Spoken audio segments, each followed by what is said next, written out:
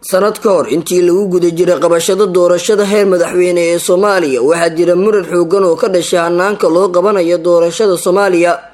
kaas oo mararka qaar isku bedelaya gacan ka hadal dhexmara dhinacyadiisa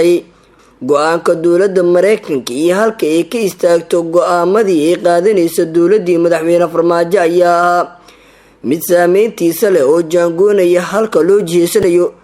taasi waxay keentay in qaar ka mid ah taageerayaashii madaxweyne Maxamed Cabdullaahi Farmaajo ay ku eedeeyaan dowladda Mareykanka inay hagaldaaciso qorshaha madaxweyne Farmaajo sanad kadib safiirka Mareykanka ee Soomaaliya Larry Andrew ayaa la hadlay BBC-da waxaana wax laga weydiiyay waxa ka jira inay ka hor yimaadeen madaxweyne Farmaajo waqtigii doorashada. Larry ayaa yiri cadaadisku wuxuu madaxweyne Farmaajo ka haystay dhinaca dastuurka wuxuu aad ugu dib dhacay mudaxileedkiisii sidoo kale wuxuu sheegay in dowladdu uu matalo ee Mareykanka iyo guud ahaan wadamada kale ee caalamka ay ku boorinayeen madaxweyne Farmaajo in uu qabto doorashada oo si weyn uga dib dhacday xilligeedii. Larry waxa uu intaasi ku daray in baalmarinta dastuurka ku meel gaarka ee Soomaaliya ay si qeyrul caadi ah u curyaamisay dowladii Soomaaliya waxa uu yiri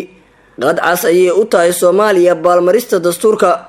waa wadan 10 sano ku jiray foodo iyo gacan ka hadal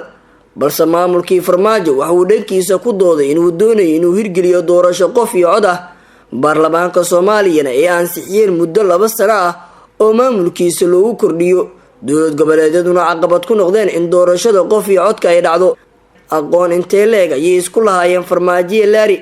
markii ugu horeysay ee sarkaan danjira Larry ee madaxweyne Farmaajo waxay ahayd sanadkii 2020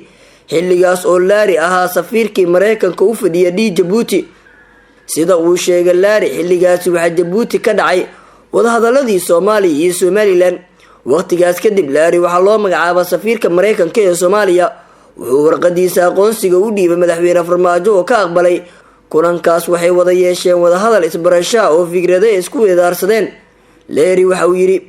waqtigaas ayaan u cadeeyay madaxweyne Farmaajo inay qatar tahay in la dhaafo mudaxileedka ku xusan dastuurka ku meel gaarka ee Soomaaliya. Larry iyo ra'iisul wasaare Roble intii uu ka hadlayo doorashadii la soo dhaafay ee Soomaaliya waxa uu safiirka Mareykanka ee Soomaaliya amaanay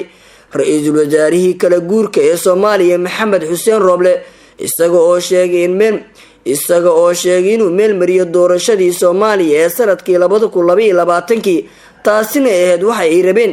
waxaan arkaynaa in ra'iisul wasaare Roble uu sameeyay wax allaala wixii uu karay isaga oo adeegsanaya awoodiisa si uu u hormariyo hanaanka doorashada inkastoo aan la hadlaynay madaxweynayaasha dowlad goboleedyada dalka. doorashadii madaxweynenimo ee ugu dambeysay ee Soomaaliya ayaa dib ugu dhacday xilligeedii muddo 1 sano ah waqtigaas oo ay socdeen khilaafyo siyaasi ah gacan ka hadal u dhaxeeya dowladda iyo siyaasiyiinta mucaaradka iyo sidoo kale xiisad ka dhalatay doorashooyinkii kuraasta baarlamaanka. dhanka kale sanad kadib waxaa dhamaaday waqtigii safiirka Mareykanka ee Soomaaliya oo haatan waxa shaqadii safaaradda la wareegay ku-xigeenkiisa kaas oo gaarsiin doona safiirka cusub ee Mareykanka Soomaaliya u soo magacaabo.